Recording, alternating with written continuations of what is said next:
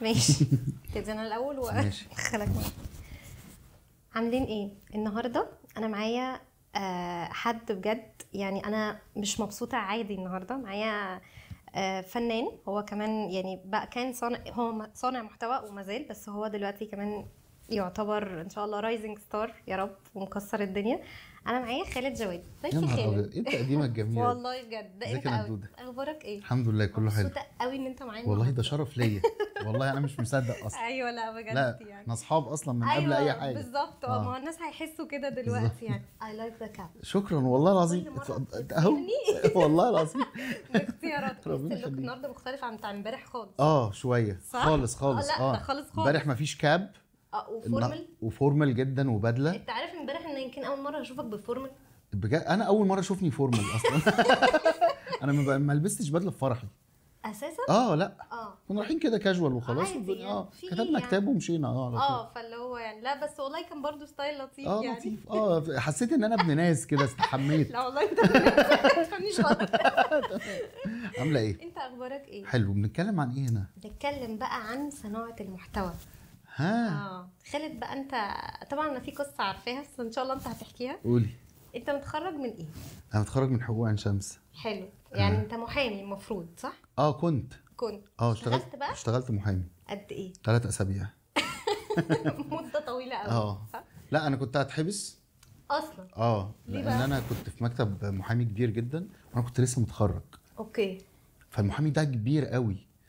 فاداني بعد اسبوع كده اداني قضيه، قال لي يلا انزل اشتغل بقى على القضيه دي. قلت له حضرتك مش معايا كارنيه. هو انا مش قصدي حاجه بعد اسبوع. بعد اسبوع تمرين. اكيد شاف فيك حاجه. هو بس قضيه عبيطه يعني. حاجه اصلا ما فيهاش ولا احكام، اللي هو بيسموها ايه، اقتصادي. حلو. المحكمه الاقتصاديه هي اوراق بس مش اكتر. ماشي. فقلت له حضرتك انا مش معايا كارنيه اصلا.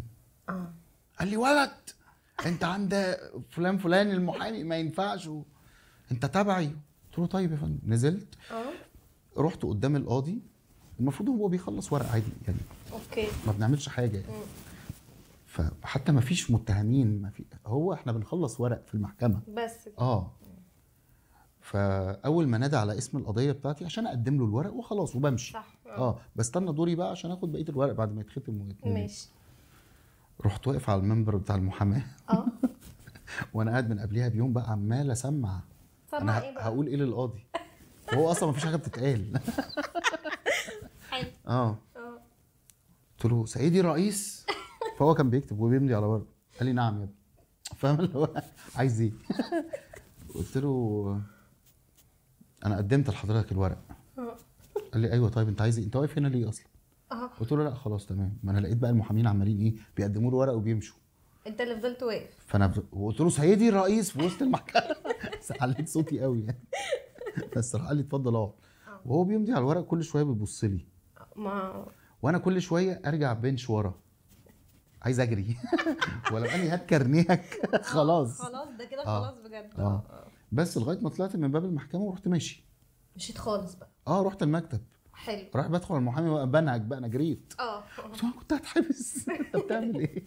بس قعدت اسبوعين كمان طلعت الكارنيه ومشيت بقى. طب كويس يعني انت طلعت الكارنيه. طب دي حاجه حلوه.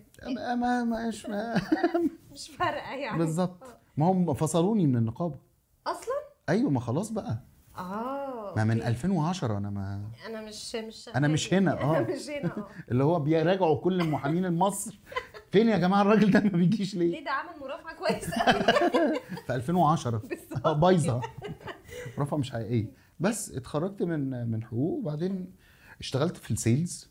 حلو. عشان بابا قال لي تنفع سيلزك. يا تشوف شغلانه كويسه تشتغل بيها وتكسب بيها فلوس. تمام.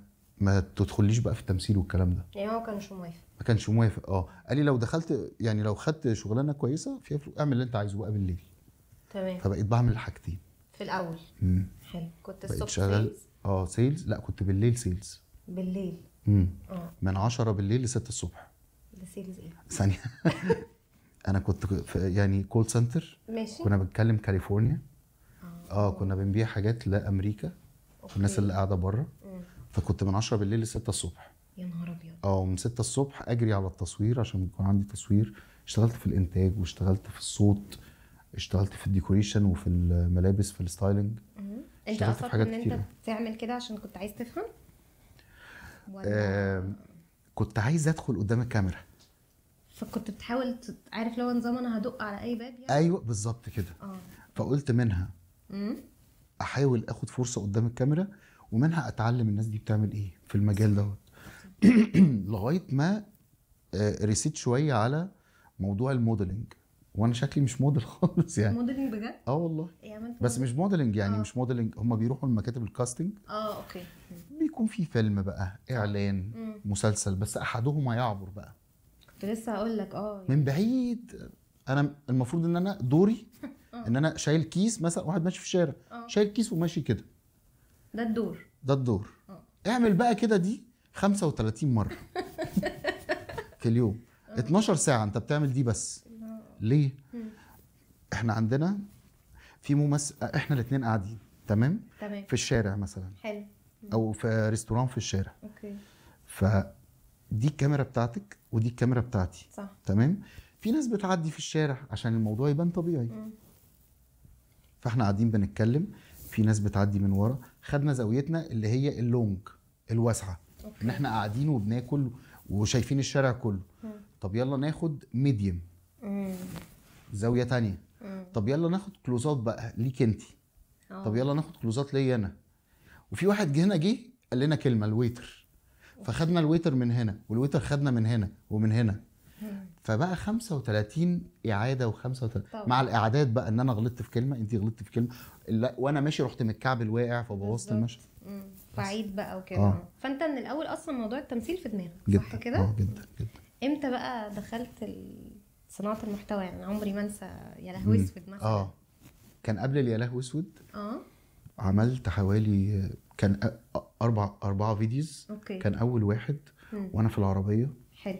كان مكالمه عاديه جدا بيني وما بين مراتي، بس مكالمه فيك. ان احنا كنا في اخر الشهر، واحنا في اخر الشهر فعلا. وهي بتطلب طلبات البيت. ايوه. وعايزه بقى نوتيلا، وعايزه مش عارف ايه. بالظبط كده. وعايزه 12 كيس مكرونه، وعايزه حاجات كده. فالفيديو ده ضرب جدا عشان لمس ناس كتير قوي. ايوه. فابتديت اعمل فيديوز تاني في العربيه، عملت 3 فيديوهات كمان. لقيت الشباب الانفلونسرز وشباب الكونتنت كريترز ابتدوا يعملوا فيديوز في العربيه. فمن هنا بقى جت فكره يا لهوي اسود. ان انا عايز ابقى يعني او اعمل حاجه تانية جديده. اوكي. فاعمل ايه؟ يلا نقعد على مكتب، نقعد نتكلم في حاجات لطيفه. عملت كده. اول حلقه ضربت جدا. ما بقتش عارف اعمل ايه. الناس بقت مستنيه الحلقه التانية، وانا مش. انت اللي كنت بتعمل كل حاجه يعني؟ انت كنت اللي بتكتب السكريبت انت اللي كنت مظبط الفكره كلها؟ انا كنت بكتب السكريبت وبقدم، وكان معايا ولد يا عيني رفيع وزنه 42 كيلو، ده المخرج. والله العظيم. انا عاجبني ان انت صنفته ان هو رفيع. لا هو 42 كيلو، كان بيغمى عليه في اللوكيشن. يعني الولد عنده انيميا، بس هو دماغه حلوه جدا، بس كل حاجه وحشه. ايوه فاهمك. بس فهو اللي كان واقف جنبي، وكان جايب واحد صاحبه بيساعدنا. وهم كاميرتين. حلو. انا شغل كاميرا وهو يشغل كاميرا، واجري اقعد وحاجات كده وايه. اوكي. والدنيا مشيت يعني. فاول لما اول حلقه عملت بومينج كده في يا لهوي اسود، لقيته جاي لي تحت البيت بيترعش. بيترعش؟ بيقول لي احنا نجحنا بقى، احنا ما الناس انا في مكالمات بتجيلي، انا مش عارف. هو مش قصدي حاجه، مش دي المفروض حاجه حلوه دي؟ ما هو مش عارف بقى، احنا مش عارفين هنعمل ايه. انا كمان كنت بترعش، احنا مش عارفين ايه اللي جاي. عارف اللي هو لما تنجح ما تبقاش مستعد، فاهم؟ جدا.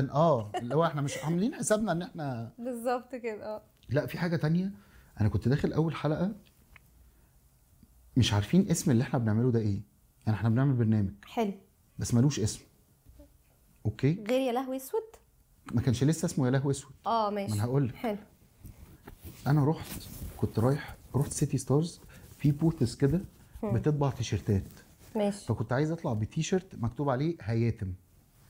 ما اعرف كنت صغير، ما اعرف. ماشي. المهم وانا واقف عند الراجل كده، حلو، فبقلب في الموبايل لقيت كان في ولد عامل لي لوجو لليا لهوي اسود. قلت له لو سمحت ينفع تطبع لي دي على تيشيرت كده؟ قال لي جدا. عشان دي كانت كلمتي في الاربعه فيديوز اللي قبلهم. كنت بقعد اقول يا لهوي اسود. اللي هو عايز اقول يا لهوي يا نهار اسود وانا مستعجل، فبتطلع يا لهوي اسود. ده سرها. فالمهم طبعها لي. رحنا الاستوديو. الولد الصغنن المخرج ده قال لي قال لي واحنا هنسمي البرنامج ايه؟ قلت له ما اعرفش. فبيبص كده قال لي يا لهوي اسود. عشان انت كنت لابسه. رحت باصص كده قلت له والله ماشي صح نسميها. شفت مخرج شاطر جدا. والله ما انا بقول لك دماغه حلو، اي حاجه تانية بايظه. صحه نفسيه كل حاجه منتل. عنده ديبريشن، كل الحاجات بايظه. 42 كيلو بتقول يعني. كل حاجه نقصت من عنده. بس الموضوع كان لذيذ جدا. حلو. كملت عرفت بقى تكمل باقي الحلقات؟ عملت من الاله اسود 12 حلقه، نزلت منهم 7 بس. ليه؟ الباقي ما كانش عاجبني قوي. قلت ان هو ما ينزلش الجمهور، مع ان انا كنت المنتج كمان. ايوه انا فاكره ان بجد هو كان متصور حلو، انا كنت بتابعه بصراحه. ما الحاجات دي كانت ساعتها غاليه شويه. ايجارات الكاميرات واللايتنج والحاجات دي ما كانش زي زمان. وايجار المكان اللي انا كنت باجره مع الايديت كمان، الايديت لوحده كنت بروح لشركه كبيره قوي.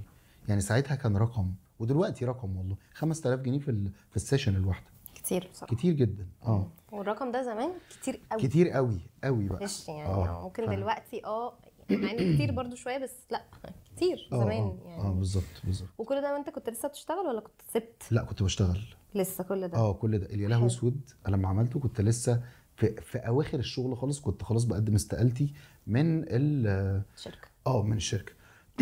عشان انا الشركات او الشغل مع الشركات والسيلز والحاجات دي كنت خلاص بقى جايب اخري، يعني عايز اعمل حاجه. وابتديت انور في السوشيال ميديا، وابتديت اعمل حاجه. فقدمت استقالتي وقلت بقى دي على ربنا خالص، هشوف بقى انا هعمل ايه. عمو ما كلمكش ساعتها بابا ما هو بابا بقى وكده كانوا شايفين ان انا عبيط، اللي هو بصرف فلوسي. انا دفعت رقم في الياله اسود ده 12 حلقه، رقم طبعا. كبير يعني.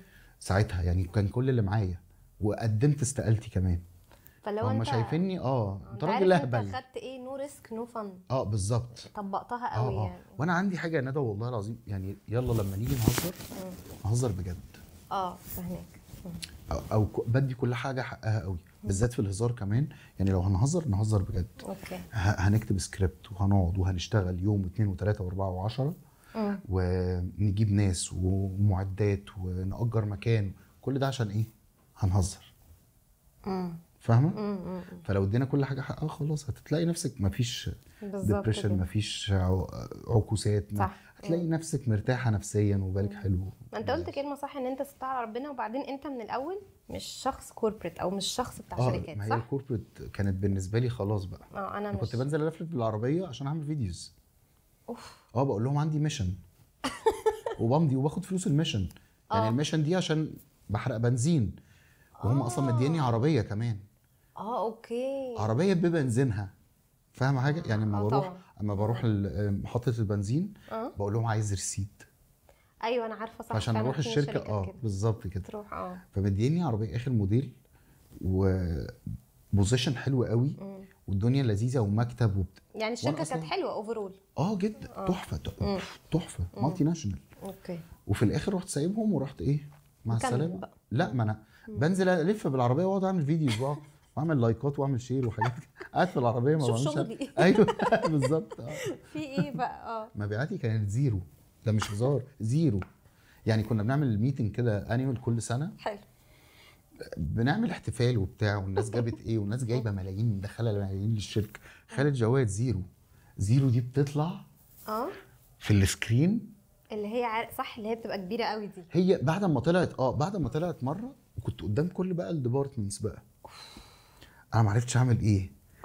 حصل سكوت رهيب فاهمه ما اصل انت تبقاش عارف هتواسيه ولا تقول له ايه. لا وكانوا اصلا ناس اجانب ولبنانيين. فاول ما قالوا خالد جواد زيرو، مديري قاعد بقى. مديري خلاص ايده ابتدت خلاص اللي هو مش عارف يعمل ايه. رحت قايم وعامل لهم كده. فكل اصحابي السلزجيه راحوا مسقفين جدا. الناس ابتدت تسقف، كله ابتدى يسقف، ما حدش عارف يسقف. خالد جواد جاب زيرو يا جماعه، ده رقم ما حدش جابه في الشركه. الناس الاجانب قعدوا يضحكوا. عارف لما اللي هي بتاعت علي ربيع لما قال انت جبت زعلان، انت جبت 9 درجات من 20. 9 انت نبذه يا ابني. بالظبط. بس بعد كده بقى قدمت تعمل ايه بقى؟ حلو. ولقيت جالي تليفون من نغم اف ام. دي محطه اذاعيه طبعا. انا كنت مذيع راديو في 2010 لغايه 2014. دي حاجه من الحاجات اللي انا كنت بعملها بس اونلاين، راديوز الاونلاين. ايه تصدق اول مره اعرف ده اصلا. لا ده كان في ده في رحاب اف ام اللي احنا يا فيها راجل. ايوه بجد ده كان في رحاب ما اعرفش هي ما زالت موجوده ولا لا. اوكي. وكان في راديو مصر الجديده، كانوا بيعملوا راديوهات بالمناطق كده، وكان في كان في راديوز كتير قوي يعني. انا قعدت اتنقل ما بين ايه حلو. 2 أو 3 راديوز كده. بس كان اللي بيسمعني 3 مثلا او 4 بس كده. ده الحمد لله.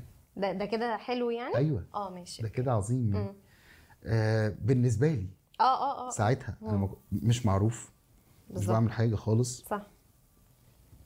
فلما جالي نغم اف ام بقى لقيت ان الموضوع لا هنبقى بروفيشنال بقى، ده احنا على اذاعه والناس معانا في العربيات. طبعا. فرحت ومضيت وقدمت يعني بعد ما قدمت سالتي على طول جالي بقى سبحان الله نفس المرتب. بتتكلم بجد والله العظيم سبحان الله. فجي نفس المرتب بعديها ب3 شهور مفيش. ففرحت جدا ان انا في نفس الفيلد. تفتكر اسم البرنامج كان ايه؟ استني ايه ده؟ انا برضو كنت فاكره ان انا كنت فاكره ان انا بسمعك قبل دلوقتي انت في نجوم اف ام طبعا، بس انا كنت فاكره ان انا فعلا بسمعك سماعه. بحاول افتكر صدقني يعني. مش فاكر اسم البرنامج خالص. دي حاجه لو جينا لا دي حاجه عشان الاسماء بجد يا ندى مش بحفظها. لا انا عارفه ولا انا لغايه دلوقتي مثلا البرنامج بتاعي في نجوم اف ام بقعد ادور كده اسم البرنامج مكتوب في الشاشات كده، ايه ده برنامج كفايه كده بالظبط. ساعات بنسى يعني عادي ده طبيعي. باخد اوميجا 3 وباخد كل حاجه بس مش جايبه لا خالص. جربت الاشواجندا؟ جربتها. ايه بقى؟ ما عملتش حاجه، ما حسيتش بالتاثير. ايه بقى الحوار بتاع هاخدها وهيحصل لك انت اللي هو بتاع سايد افكت ان انا هبقى نم ومش هحس بحاجه؟ فيك حاجه حصلت لك؟ بصي انا خدتها اسبوع. لا على الاقل شهر المفروض. دي شهر المفروض عشان انا تحس بمفعول. طب انت وقفتها بعد اسبوع؟ ما وقفتهاش، انا نسيت اخدها اصلا. افتكرت بعديها ان انا تاثيرها تحفه. افتكرت بعديها بشهرين ان انا كنت باخد اشواجندا اصلا. اصلا يعني. قلت ايه ده انا ما كملتش ليه. انا فخلاص هي العلبه بس الداده اللي بتساعدني في البيت جابتها كده شويه، فانا بصيت مش هي كانت هنا، على اني لو بصيت هنا هي هنا، فاهمه؟ خلاص بقى مفيش. خلاص بس بعد بقى نغم اف ام فضلت مكمل بقى شويه صح؟ مفيش، قعدت سنه واترفدت. كلام جد؟ والله العظيم. ليه؟ لغايه دلوقتي ما اعرفش. انا مش عارف يعني هما مشوا ايه حبه كده. كان منهم انا في اسماء كده يا جماعه بصوا في قايمه جنب السكيورتي بره. طب انت سالت يعني ليه يا جماعه؟ سالت. ما نعرفش، ما حدش يعرف. وهو يعني انت جيت يوم رايح انت مش موجود ولا؟ المشكله ان مديري مشي. يعني انت مش بلغك؟ لا حلو قوي. طب انا بكلم مديري بيقول لي طب انا بيقول لي وانا ليه؟ كلنا بنسال بعض ليه في ايه اللي حصل. بس الحلو ان كان في كنا يعني. كنا بننزل نقف في المرغني مع بعض بعربيات بيتلز. بس وقعدت سنه في البيت. حلو. متهيألي السنه دي كانت اجازه شويه. اوكي. فهمت فيها حاجات كتير قوي في نفسي. وكتبت روايه ليا بجد. اللي هي عيلة بالعام. دي كانت دي كانت اول روايه، وفي روايه هتنزل في الصيف. ايه ده؟ الله. حلو الخبر ده. جميل. دي اول مره اقولها اصلا. ايوه لا انا بقول لك حلو. اكسكلوسيف. اسمها اهل برهوت. اهل يعني ايه برهوت؟ لا دي لو قلت لك يعني ايه حرقنا خلاص. ماشي اوكي. لازم تقريها بقى. ماشي اتفقنا. ومالهاش دعوه بالكوميديا زي عيلة بالعام برضه. ما انا هخش عيلة بالعام مش كوميديا خالص. لا عيلة بالعام ما كانتش كوميديا خالص. كانت كرايم وهورور، ودي برضه كرايم وهورور يعني. ليك انت في الحته دي ده السايد يمكن التاني اللي محدش عارفه عنك. يمكن ده السايد اللي انا عارفه عن نفسي، او ده اللي انا عايش بيه. اللي مش الناس كتيره مش عارفاه. يعني انا بحس انت لما دخلت ما شاء الله مجال التمثيل انت معروف ككوميدي يعني. فاهم؟ السنه اللي فاتت انت عملت الحاجات اللي انت عملتها بصراحه مع احمد امين. هي كانت كوميدي بس كانت قلبه شويه. كانت قلبه دراما، ان هو زعيم عصابه بالظبط. بس الشخصيه كانت خطيره، فاهم يعني؟ من الحاجات اللي انا فاكراها كبير قوي طبعا يعني. انت ابو رياله في انا كان اسمي تاني حاجه تانية خالص وغيرناه يعني. لا والله. انت كنت بيهايند التغيير يعني. ليه؟ عشان الناس بس ما تقرفش شويه يعني. ابو رياله اصلا بيقرف. هو بصراحه صح. بصراحه انا كان اسمي المعلم بربور يا اصلا. والله. اوكي. قلت لهم لا يا جماعه يعني هيبقى اسم لا مش يعني هنعمل كده. مش هنبقى بالظبط. فخليناها ابو رياله اه بس. وفي بقى سناء الشقرف الكبير. الناس ما كانتش فاهمه يعني ايه سناء الشقره، كانوا فاكرين اول حلقتين ان دي بنت ايوه لغايه ما انا ظهرت بقى. انا اتصدمت. والله ما كنتش متخيل يعني، ما جاش في دماغي ان هو مش عشان خير، انا ما جاش في دماغي انت هتبقى راجل. ايوه اصلا فاهم. انا عارفه ان فعلا في راجل اسمه بيبقى ساعات سناء، وفي برضو شيرين مثلا، برضو بالظبط. الحاجات شيرين الاسماء اللي انا معروف. بتخض منها قوي، فاهم اللي هو الدكتور شيرين. ايوه بالظبط. مثلا يعني. اه بس بحس بقى السايد التاني برضو يعني، انا كندا عشان برضو احنا نعرف بعض وكده. انا كتمثيل طبعا وكده، اعتقد ان انت ينفع تعمل دراما كويس قوي على فكره. ما انا ده اللي بحاول اعمله. انا خدت مع ورشه كانت على فكره الورشه دي مهمه جدا. غيرت فيا حاجات كتير قوي قوي قوي. لا بجد. مع كوتش اسمه نديم. اوكي. نديم ده انسان اسطوري يعني. لو قعدنا محتاج 3 حلقات عشان تشرحها بقى، عشان اقول مين يعني جزء في نديم في 3 حلقات بجد. انسان عظيم جدا يعني. باي ذا واي يعني نديم ممثل هايل شاطر جدا. اوكي. وممثل مسرح شاطر جدا. وبيعمل كل حاجه. يعني مش كوميدي، بيعمل كل حاجه ما شاء الله. وغير ان حتى في الكوميدي رهيب كمان. نديم هو اللي اشتغل مع طه دسوقي على نديم ابو سريع.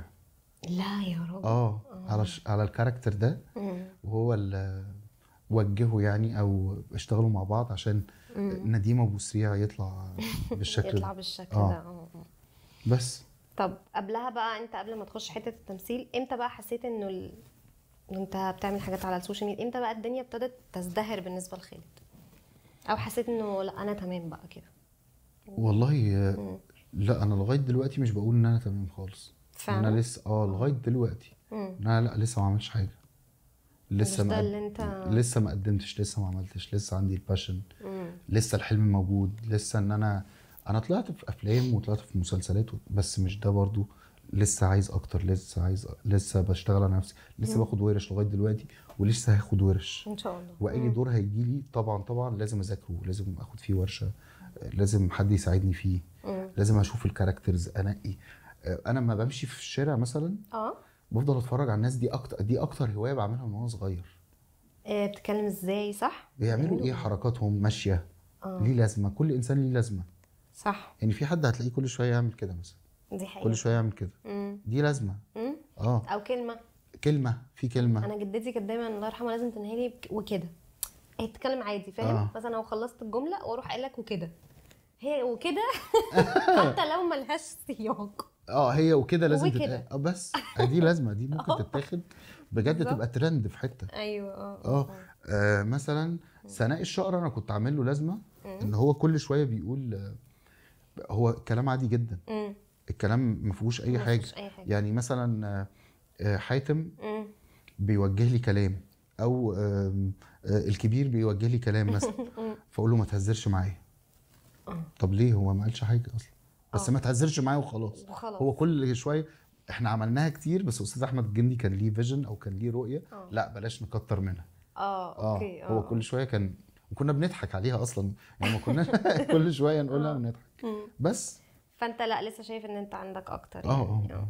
وخالد طبعا احنا عشان اشتغلنا مع بعض، بس انا مش هحكي يعني الموضوع ده. ليه؟ شخص كرييتيف. لا عشان مش انا اللي عايزه احكي، انا عايزه انت اللي تحكي. ماشي. لما بيجي لك مثلا شغل، او لما بيجي لك حتى فكره انت عايز تعملها، بتعمل ايه؟ لا انا ده والله يعني بصي، هي ساعات مره واحده بلاقي فكره جات لي. ما بالظبط. فبقعد اجيبها يمين واجيبها شمال، اشوف لو اتعملت كده. وانا بحب اتكلم بصوت عالي، انا عايش لوحدي فبتكلم بصوت عالي قوي. اوكي. وبروح مشغل مزيكا، وبروح مشغل مزيكا للفكره دي.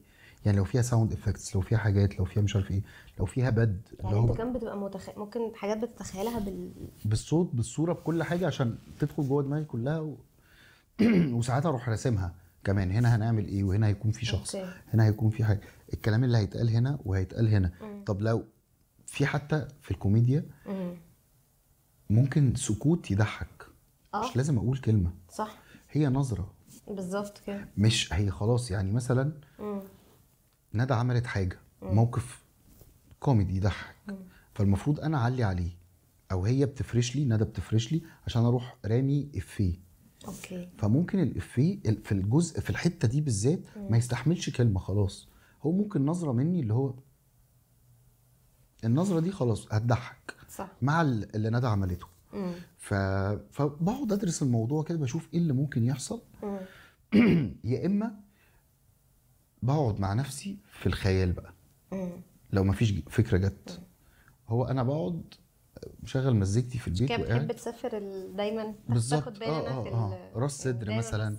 راس دايما راس دهب. صدر او لا مش دهب، مش كتير، بطلتها كتير صح؟ بطلتها من 5 سنين. اوكي.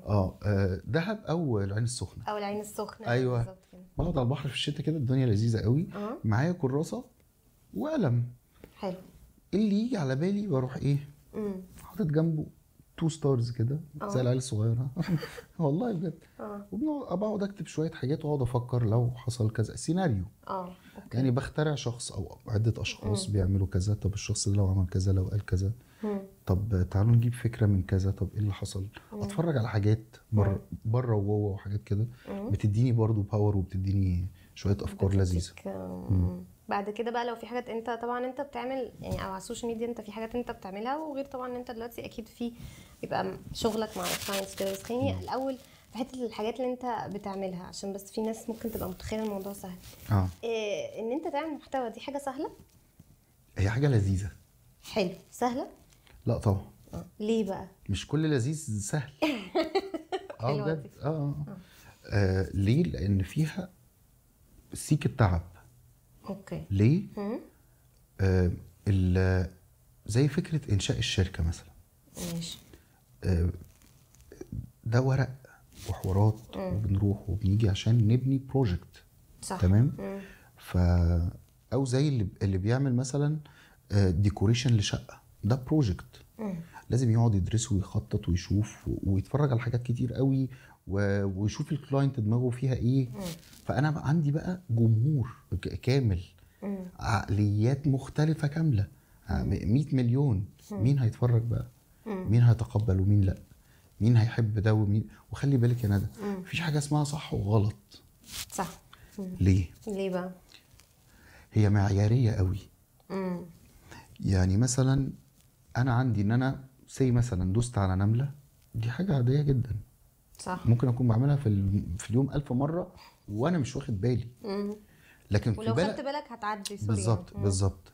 في بلد تانية هما بيقدسوا النمله جدا، وممكن اللي يعمل كده يذبح او ينفى او يعدم او فاهم. فهو المعايير بتختلف في الصح والغلط عند كل بني ادم. اوكي. كل بني ادم عارف فين الصح وفين الغلط، عارف هو ايه الصح دي حاجه كده مزروعه جوه كل انسان، وعارف فين الصح وفين الغلط. خلاص عرفنا، احنا كبار يعني. متهيألي احنا مش في العصور الحجريه. لا صح. خلاص احنا عرفنا كل حاجه واضحه قدامنا وضوح الشمس يعني. في حاجات بتبقى فعلا لا واضحه. دي انت اللي انا يعني في ناس بتقدم بريجاردلس طبعا عن اي حد بيقدم محتوى، طبعا كل الناس حره، بس في ناس اللي هو بتقدم محتوى مثلا، عارف في ناس بتعمل حاجات مثلا على التيك توك غريبه قوي. بالظبط. فانا بقول لك ان احنا بنعمل بروجكت، فاحنا عايزين نطلع احلى صوره واحسن حاجه في البروجكت ده. بس ده انت كان من وجهه نظر خالد انت بتبذل فيه صح؟ ده لاي حد على فكره، ده لاي صانع محتوى. اوكي. حتى بصي، حتى لو هعمل ده بالموبايل، مش لازم بكاميرات وصور ولايتنج ودنيا ومخرج ومنتج، لا صح. لو هعمل ده بالموبايل بجد اعمله صح. يعني حتى لو هتعب شويه واحط شويه ساوند افكتس، ان انا ادور على فلتر مناسب مثلا هيعمل حاجه لذيذه تضحك الناس. ده من وجهه نظري. لو مثلا اخترت فيو او سايت حلو في الشقه صح او وحش بالعكس عشان هو يخدمني في اللي انا بقوله، بس فهو بروجكت بيتعمل لازم يتعمل صح بس شويه. فبيبقى فيه مجهود عشان بس طبعا. انا بسالك ليه، عشان حابه ان انا اوضح، خصوصا مع حد زيك اشتغل على كامبينز كتيره وحتى انت قدمت محتوى كتير. الموضوع بياخد وقت. لا بياخد وقت طبعا. الستوري الواحده ممكن تاخد مني 4-5 ساعات. فعلا. اه اه عشان اعملها طبيعيه، ده بس. طبيعيه جدا، اه باينه انها طبيعيه جدا. زي فيديو مثلا جايب لي مش عارف جاب 32 مليون حاجه كده، اني واحد اللي هو بتاع وايه يلا مثلا يعني. ده. ده انا قعدت اعمله في ساعتين مثلا، قعدت اعيد كتير جدا عشان اعمله طبيعي كده ولذيذ اه واتفرج على نفسي، ايه ده انا ما ضحكتنيش. انت بتعرف تضحك نفسك؟ اه لا يا راجل. جدا دي على جدا. فكرة ملكة انا من حلوة قوي. انا من اكتر الناس اللي بتضحكني والله والله حلوة العظيم. دي. اه بس اه في حاجات معينه، تفصيلات معينه قوي اه طبعا. اعرف اضحك. صعب اصلا اه يعني، فاهم. فبعرف الناس هتضحك على ايه مني، او مش هتضحك على ايه، او هتتقفل امتى. اوكي. اه فببقى عارف خلاص درست ده كويس يعني. اه مم. طيب انت مش حاجة اكيد تاني ممكن الناس عارفاها او مش عارفاها، ايه موضوع الطبيخ؟ اه ستوريز الجمعة، اه احكي لي اكتر بقى. بتطبخ اه حلو قوي على فكرة. ده الحمد لله، انا ما بحب شاء كده. الله يعني. ليك كمان يعني. انا والله بحس مثلا في الستوريز ان ايه، خالد يا جماعه اللي ما بيتفرجش على الستوريز طبخ بيبقى مولع مزيكا، يوجي بتبقى اغاني عربي. بحترم فيك الحته دي قوي. انا بحب الاغاني العربي قوي على فكره. القديم كمان. انا بحب العربي القديم قوي كمان. والمود والمطبخ عندك وكده، تحس بالظبط. الفايبس كده اللي هو الله، فاهم. ايوه انت اللي هو بتحب احنا الطبخ من زمان؟ جوعنا. من زمان جدا كنت بقف مع ماما في المطبخ، وهي حاجه ملكه من عند ربنا. كنت أيوة. بقول لها ماما لا تعالي نزود كذا، لا نعمل كذا. وانا كنت انا بصي عندي عاده غريبه قوي، ايه؟ قبل ما اكل اي اكل لازم اشمه الاول. انا بعمل كده بجد. لازم اشم. ما بس الحمد لله اتعلمت لما كبرت ان انا ما بينش. مش بتبيني لا ده. خلاص لا مش انا ببين عادي يعني صباح الفل. بجد. باكل ايه. اصل مامتي الله يرحمها تقول ما ينفعش تشمي ابدا الاكل، خصوصا بقى فاهم لما كنا بنبقى زي ما انت بتقول معزوم معزومين. وكده. مش حد مش ناس كتير هتتفهم لا يعني. لا لا عادي عادي، ما فيهاش مشكله يعني. وهو قريب كده بالظبط. بنعملها عادي من غير ما حد ياخد باله. ف وابتديت برضو، هي ملكه كده معرفش، ان انا الحاجه اللي في بقي بعرف هي فيها كل اطعمه ايه. الحاجات بقى التوابل بتاعتها صح، الانجريدينتس يعني عامه. بعرف ده معمول ازاي، هل مشوي، هل معمول مش عارف ايه، هل عليه روزماري ولا لا، هل الباستا دي فيها ريحان ولا لا، فيها برمجان ولا لا كده. فابتديت اعرف يعني شويه واحده واحده. الموضوع ابتدى مع انواع الحاجات، مع ان انا بدوق كتير جدا جدا جدا. فابتديت افهم يعني، وخدت كورسز كمان في الطبخ. فكرتش تزود حته فود ريفيور كده ولا ده مش حاسس ان انت والله لا يعني هم كتير قوي، فانا دي مش حقيقة هبقى فعلا. مش هبقى انا كمان يعني. لا مش هعمل كده. بس انت ما شاء الله انت بتطبخ يعني. احنا بنتكلم صواني مسقعه ومش اللي هو صح. لا ومحاشي بتعمل محشي؟ بعمل كل انواع المحشي. مره بقى واكل ايطالي لا ما انا ده انا عارفاه. وبالظبط. واكل مكسيكي كمان. جدا. انت كوزينز كمان. كوزينز موجوده. ايوه كله موجود. وبعدين انا اما باجي اعمل الباستا بس لما اكون رايق قوي. ايه بقى؟ بعملها على تريك كده. لا ده انا بعملها فروم سكراتش، بعملها عجينه. لا يا راجل. مش بقى معاك عندك عندي الماشين. ولو عايز اعمل شكل تاني بحاول انا اعمله بايدي كده، بتبقى لذيذ قوي. في شويه حاجات طعمها بسيطه مختلف فعلا لما بتبقى عاملها فروم سكراتش. والله هي بتبقى فريش. يعني انت هتحسي ما بينك وما بين نفسك ان في لا دي فريش اكتر. اوكي. وطعم الحاجه باين فيها قوي، اللي هو الدقيق الدقيق مثلا هو فريش قوي، وصفار البيض قوي، وشويه الملح على شويه الفلفل المحطوطين. الدنيا لذيذه جدا. انت كده على فكره صعبت البار على الزوجه المستقبليه. لا خالص والله خالص. لا لا ما عنديش مشكله خالص. تخيل بقى لو تخيلت حد ما عندوش الملكه دي. لا عادي عادي. وعايز اقول لك حاجه عن الفود ريفيورز. 90% منهم ما بيعرفوش يطبخوا. ما انا عشان كده كنت بقول لك انت بتقول هعمل ايه، كنت لسه جاي اقول لك كده انه دي كارثه. انت شايف كده؟ طبعا كارثه. هو ما بيعرفش. احنا عندنا حاجه انا مش يعني مخي مش قادر يستوعبها تماما. احنا عندنا شيف اسمه عمرو حلمي. طبعا معروف طبعا. ده واخد شهادات ذواقه من فرنسا ومن ايطاليا تمام. ذواقه. مش هو عنده بروجرام على CBC بالظبط. ومش بيعمل فود ريفيوز زي الشباب اللي بتعمله خالص. لا هو انا بحترم فيه ده جدا. ان هو مش حاطط نفسه مثلا في حته، هو اللي هو مش كله على كله. اول ما تشوفه قول له. في ناس شغاله كده اللي هو ايه، في مطعم فتح على اول الشارع لما نروح نشوف ايه اللي بيحصل. لا هي مش كده خالص.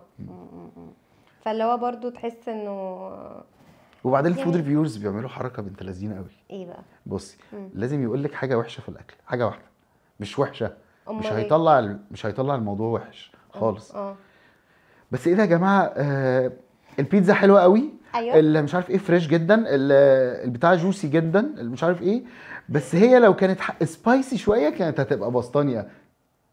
انت كده ضحكت عليا. يعني انت كده ضحكت عليا يعني. عايز تطلع الموضوع بروفيشنال قوي، بس انت حقاني جدا. اوعى. فالموضوع كان عايز يبقى لو كان سبايسي كنت هديله يبقى كده 9.5 من 10.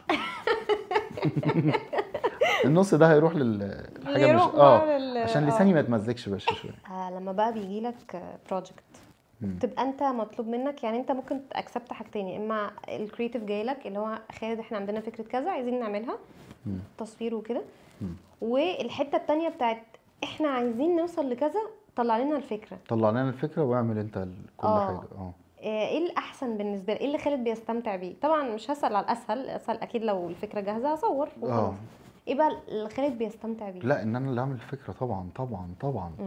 طبعا ليه؟ لان هم ادوني سبيس مرعب، مسكوني رموني في الفضاء، يلا حتتك شوف انت عايز تعمل ايه. انا بخيالي بقى اعرف اطلع من خالد 2 3 كاركترز، اعرف اطلع كاركتر واحد بس اللي هيطلع معايا في الفيديو، الفكره تكون مجنونه مش مجنون، نشوف بقى ايه اللي ممكن يحصل.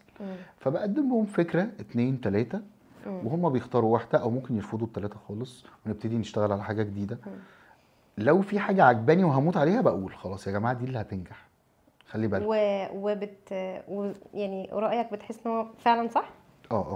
يعني عشان انت طبعا عارف اكيد الناس عندك صح. هو انا من برسبكتيف من الناحيه دي انا شايف السوشيال ميديا هتتقبل ايه وهتفرح بايه بالظبط، والكلاينت بيبقى عنده برسبكتيف تاني خالص، ان انا عايز ابيع اكتر وان انا عايز اسوق اكتر او اسمي يظهر اكتر.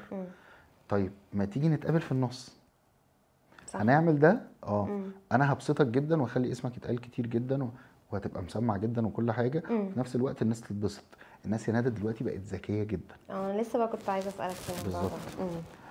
ليه بقى؟ هقول لك. ده بقى سريع قوي، صح، سريع جدا. هو بصي هو بضغطه واحده لو عمل كده هو خلاص راح مع السلامه. التعب اللي انت قعدتي مثلا فيه اسبوعين 3 هو راح عامله كده، انا هتفرج على حاجه تانية حالا دلوقتي. ليه؟ ما بسطتهوش. هو عارف ان ده اعلان. طيب الجمهور او الناس اللي بتتفرج وانا واحد منهم، أيوة. اللي بحب اتفرج جدا على هذا الشيء اللعين، ان الناس عارفه ان ده اعلان خلاص. ما تضحكش عليا بالظبط كده. رقم 1. رقم 2 لو ده اعلان اوكي متعني بقى، انترتين مي، خلي فيه انترتينمنت. يعني يا تضحكني يا تخليني اشوف حاجه جديده يا حاجه مختلفه. مش عايز حاجه كرييتيف قوي، مش هو مش الناس عاديه جدا. الناس بتاكل باميه لغايه دلوقتي واحنا بناكل باميه ورز ولغايه دلوقتي مش كرييتيف. احنا خلاص جبنا مثلا حاجات من بره وابتدينا نشكلها وناكلها مثلا. فاحنا عاديين لغايه دلوقتي. فالناس مش عايزه حاجه كرييتيف، الناس عايزه تشوف حاجه جديده او حاجه تضحكها او حاجه تسليها بس تبقى طبيعيه، صح كده؟ بس تبقى طبيعيه بالظبط كده. هقول لك حاجه من الحاجات، رمضان اللي فات مثلا كان في مسلسل اسمه جعفر العمده. هل المسلسل كرييتيف؟ لا بس المسلسل هتموتي وتعرفي حلقه بكره هيحصل فيها ايه. بصراحه لان السسبنس اللي كانت بتقفل عليه. انا عايزه اقول لك انا مثلا تابعت المسلسل ده من الفيسبوك، مش بتفرج عليه مش عشان حاجه، يعني الوقت كان ضيق وكده، بتفرج عليه من الفيسبوك الاقي الناس مش عارفه حصل ايه النهارده، دي عملت ايه، فاهم يعني. هقول لك حاجه يعني تعالي نتفرج مثلا على مسلسل آلة الحاج متولي. ده مش كرييتيف بس ده موضوع عائلي جدا ومن بيت مصري جدا. وبصي بقى زي جعفر العمده بالظبط، هتلاقي فيه كاركترز متنوعه جدا جوه المسلسل، صح. دي ليها لازمه وده ليه لازمه وده بيعمل كذا وده جامد قوي، وده يا عيني مكسور قوي، والناس دايسه عليه قوي. انت بتبقى عايز تعرفي ده هيحصل له ايه، ده هيحصل له ايه، ده. بس هي دي القصه. ان انا ازاي تانترتين مين، اوكي. ازاي تخليني مستمتع وانا بتفرج. مش لازم كرييتيف واطلع لك من تحت الارض واعمل ومش عارف ايه وخلاص ان احنا في سنه 2056 هنبقى شكلنا عامل ازاي صح. وبنطلع حاجات وبنلبس نظاره. لا، المشاهد عايز يشوف الحاجه اللي بعينه، اللي بيشوفها كل يوم في الشارع. صح. بس بشكل جديد بقى. بس فده اللي انت بتحاول تعمله، صح؟ بالظبط. بتاخد جالك اكيد طبعا، يعني في ناس قالوا لك كده، يعني عارف انت لما يجي لك كلاينت يقول لك لما حد يطلب منك فيديو، خصوصا الفيديوهات، يقول لك انا عايزه منك بكره، قابلتها دي قبل كده؟ طبعا. ترد عليها ازاي بقى؟ لا، ما صعب. اه بقنعه ان انا بكره هدي لك سلق بيض. بالظبط. يعني يعني يلا هعمل لك، انت عايز ايه؟ يعني كده هخش اصور نفسي، فاهم؟ بالظبط. هعمل لك حاجه اللي هو متدنيه جدا. ليه بنعمل كده في نفسنا؟ أيوة ولا انا هطلع، ولا انا هرضى ده لنفسي، ولا طبعا. هرضى لشركتك. طبعا. فتعالى نلاقي حل وسط ان احنا ايه، لو نتفق على كده تايم فريم، بالظبط. يعني وقت معقول، يعني صح. بالظبط. او انت كده طالبني مكان حد. انت اكيد ساعات بيتعرض عليك، خصوصا بعد ما انت شايف البوزيشننج بتاعك في الحته في الماركت دي ايه؟ يعني خالد، انت بتحب، مش عايزه اقول بتصنف نفسك، بس انت بتشوف نفسك ازاي؟ يعني ايه الحاجه اللي بتميز خالد؟ بصي، انا لغايه دلوقتي انا بسال نفسي السؤال ده، وده صعب جدا بالنسبه لي. فعلا؟ بس لو هنقول انا ممثل، انت ممثل يعني انا ممثل. اوكي. مش عايز اصنف نفسي اي حاجه تاني بصراحه. اوكي. لان انا بكتب واخرجت ويعني دلوقتي في الكونتنت كريشن، يعني بصنع محتوى بالظبط. وبنزله على السوشيال ميديا وكده. بعمل كل الكلام ده. اذا ايه، ما هو الانسان في الاخر ممثل اصلا بالظبط في الحياه. فده طب ايه اكتر منصه من المنصات اللي انت بتحس ان الناس قريبه منك وبيتقبلوا منك الحاجه؟ انت موجود على الفيسبوك. انت عندك ناس كتير قوي.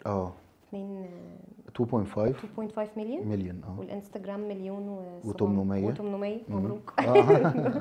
وتيك توك كمان برضه. وتيك توك 2.6 باين او 2.8 مش فاكر بالظبط. ايه اكتر حاجه انت بتحب يعني عارف اللي هو، بس المنصات جمهورها مختلف تماما.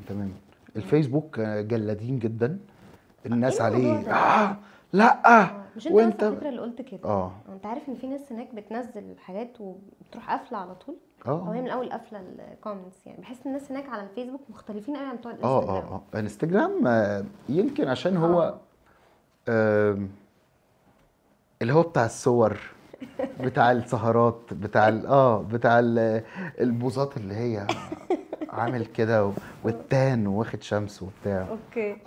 ده انستجرام اكتر. فيسبوك اهالينا عمرها ما هتستغنى عن الفيسبوك. دي ليه؟ حقيقة. لانه اول حاجه طلعت وهما مش بيفهموا، يعني في حاجات كتير جت ما مش فاهمينها. يعني مش عارفين عنها حاجه. يعني مثلا انستجرام، امي موجوده على انستجرام. بتشوفك او بتشوفني. بتشوف. بس اخرها مثلا تبعت لي قلب اخضر. اشمعنى اخضر؟ فانا قلت لها يا ماما اشمعنى؟ قالت لي ده اول واحد بلاقيه. انا مش لاقيه الاحمر مثلا. فبصي احنا الناس الكبيره هي عندهم ايه. وبعدين تاثروا بحاجات على الفيسبوك خطر جدا من بعض البيجز اللي هي المزيفه. طبعا. اللي هو ان في البراس قطه. سبحان الله. صح. ايوه. دي حقيقه دي ولا ايه؟ ياه، تروح داخله كاتبه سبحان الله. ايه ده؟ انا بشوف. او سمكه براس بطه. يا سبحان الله، ربنا بيخلق حاجات غريبه. سبحان الله. فابتدوا هم يتاثروا. وفي مقالات. اصل الكارثه بقى ايه بقى في الفيسبوك ان انت يا ندى او كشركه ميتا عملت حاجه مرعبه لناس ارعب. ايه بقى؟ ان هي عملت خانه حلو لشخص ما عندوش هويه، معدوم الثقه، مضطهد من اهله ومن اصحابه، بيتنمروا عليه كتير قوي، وشايف الحياه دي قميئه جدا. فعمل ايه؟ عمل اكاونت حط عليه صوره حصان اسود بعضلات كبيره، مسمي نفسه الفارس الهمام. حاجه مش فيه تماما. صح. تمام. وعنده خانه فاضيه اسمها كومنت. هقدر اكتب رايي لاي حد، لان انا مش عارف اعمل ده في الحقيقه. هطلع مش عارف اسمها ايه بالعربي، الانسكيورتيز بتاعتي يعني. بالظبط. انا بالظبط كده. انا مش بالظبط. سوي نفسيا يعني. بالظبط. فانا هبقى جلاد على كل الناس زي ما هم عملوا معايا. انا بقى هعمل، هدخل اشتم ده واعيب على ده واتريق على ده واقول لده ان انت اقرع، مع ان هو ممكن يكون اقرع عادي يعني. عادي. ودي مش حاجه، دي هو حاجه اصلا الهيه. دي مش ايوه دي حاجه الهيه انا ما تحكمتش فيها، دي بالظبط. بتاعت ربنا. التيك توك ايه الاخبار؟ التيك توك ده بالنسبه لي اجمل حاجه دلوقتي، واكتر حاجه بتوصل فعلا. للناس. وسريع جدا. الفيديوز فيه قصيره قوي. فهو ده شياكته او جماله صح. يعني. فالفيديو بيخلص فما فيش، هو تك تك على طول، هو اسمه تيك توك. انت ازاي بتتعامل مع الناس اللي بتنتقد خالد او المحتوى اللي خالد بيقدمه بصفه عامه، بس انت لو انت شايف ان الانتقاد ده مش في محله، او سوري يعني في ناس كمان بتاخد الموضوع للاكستريم قوي، ان انا اغلط في خالد كشخص؟ لا بصي، انا زمان كنت اول ما انزل فيديو الناس كانت بتستنى حاجتين من خالد جواد: الفيديو بتاعه وردوا على الناس في الكومنتس. يا راجل يعني ده كان بعد الفيديو ما يخلص. فيديو ضحكنا وكل حاجه، تعالوا نشوف بقى الحفله اللي بتحصل. خالد جواد كان جلاد جدا. كنت بهزر هزار عنيف. تبقى عنيف. لا، ما واحد كتب لي حاجه فيلا هدخل اهزر معاك بقى. مش انت بتهزر معايا؟ تعالى تشوف مين هيعيط الاول. دي اللعبه بتاعتي. لغايه اما لقيت ده مرهق جدا نفسيا بالنسبه لي، لان انا بحاول اتقبل حاجات مش متقبلها تماما. وبهزر عليها. وابتديت ناس صحابي تقال يعني في السينما، حتى في الميديا وكده: جواد ما تبصش لده خالص، مش ده اللي، اقعد اعمل حاجه تانية. يلا نعمل فيديوز تانية، يلا نفكر في فكره جديده بدل ما تقعد. اصلا بيبقى مثلا عندي في الفيديو 38,000 كومنت. صح. يلا بقى تسحل 4-5 ايام اقعد ادور على كومنتس رزله واقعد ارد عليها بقى. فهنعمل ايه؟ لا، ركز في حاجه تانية بقى، ركز في نفسك. فدلوقتي والله مش ببص على الكومنتس اصلا. لدرجه ان في ناس يعني مثلا انغام مثلا تكون كاتبه لي كومنت امير كرارة، ما بقاش شايف ده. بتضايق قوي جدا ان انا ازاي ما ردتش عليه. لما بتعمل فيديو تبقى عايز تخش تشوف الناس عامه، ولا بتشوف الفايب كده من على الوش وخلاص يعني؟ لا، من على الوش. ممكن اشوفها في رسائل. يعني اللي عايز يبعت رساله ده حد. شوف الرسائل يا خالد. بشوف الرسائل. والله حاجه حلوه. مش كلها طبعا، اكيد عشان بيجي بيجيلك كتير قوي. بس اللي عايز يبعت حاجه هيبعتها في مسج. أيوة اللي هو خاصه، اللي هو يبعت لي الفيديو ومسج تحتيه ده كذا وكذا وكذا. معظمها بتبقى حاجات كيوت لطيفه قوي. صح. طبعا. فبس بص، دي حاجه حلوه عشان مهم قوي وانت على السوشيال ميديا تعمل مساحه امنه لنفسك. بالظبط. لانه لازم. خالد اللي على السوشيال ميديا اكيد في حاجات تانية احنا ما نعرفهاش عنك شخصيه، ومش المفروض على فكره ان احنا نبقى عارفين ان خالد فاهم بقى في كل حاجه عامله ايه. بس انت شايف لو هتقول للناس حاجه واحده، ايه الحاجه اللي دايما انت بتشوفها مش صح اللي الناس فاهماها ان هي صح عن السوشيال ميديا او صناعه المحتوى يعني على السوشيال ميديا؟ الحاجات اللي انا اقولها للناس يعني ايه الحاجه اللي مش صح وهم فاكرينها صح؟ يعني زي ما احنا خلاص احنا قطعنا الموضوع بحثا بتاع ان الموضوع بياخد وقت طويل والفكره وبتاع. في بقى حاجه تانية انت شايف الناس بتبقى فاكراها ان هي السوشيال ميديا، يعني في ناس مثلا حاجه مش صح. انا بالنسبه لي الناس بتبقى فاكره انه صناع المحتوى او الممثلين انتوا حياتكم وردي. اغنياء جدا وحياتنا وردي. ما رضيتش اقول اغنياء والله، انا استنيتك انت تقول. وراكبين عربيات فارهه بالظبط. وساكنين ليه بني ادمين وعندنا مشاكل وعندنا حوارات والحياه ابس اند داونز. اقول لك ابسط حاجه اقولها للناس: خليك في نفسك. والله العظيم. ليه عندي حكمه كده او عندي حاجه رول انا ماشي بيها في حياتي.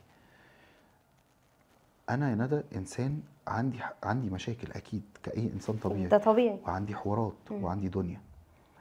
ما اتصلش بصاحبي: ايه يا معلم، ايه عامل ايه، عملت ايه في الموضوع الفلاني، لا ده انا جاي لك، لا انا هقول لك كل حاجه وان شاء الله هنظبط الموضوع مع بعض. انا مش بقول الانسان ينعزل او يبقى اناني او اي حاجه، بس ظبط حواراتك انت الاول وظبط انت نفسك وبر اهلك. وشوف والدتك عامله ايه واخواتك عاملين ايه واهلك عاملين ايه وانت نفسيا وصحيا وشغلك وولادك ومراتك، وابقى ادي نصايح. ما تدخلش تكتب لي واحد ما اعرفوش تكتب لي على الفيسبوك لا انا شايف ان من وجهة نظري ان انت كان المفروض تعمل كذا. يا عم روح كل عيش. سوري اتنيل. ايه رايك؟ شفت وجهة نظرك الكبيره دي قوي كده؟ ديليت. اهي عملت كده عشان هو معاش ظروفك صح، او معاش الظروف اللي انت بيحكم. ما تعرفش انا جوايا ايه ولا عشت ابسط حاجه. انت ما تعرفش ديتيلز يومي كانت عامله ازاي. صح. اخر بقى حاجه بص. انا دلوقتي ايه الورق ده على كل واحده في كلمه من ورا. الكلمه دي بتعني ايه لخالد، فانت نقي ورقه وقول لي الكلمه دي تعنيها ايه ليك. ماشي. خير الامور الوسط. ماشي. يلا بصوا اقرا. الجدعنه يعني ايه؟ يا دي كلمه كبيره جدا بجد. طبعا. كلمه كبيره جدا. الجدعنه تتمثل في تعالي ناخدهم يعني ماشي. نقسمها بسرعه كده. ماشي.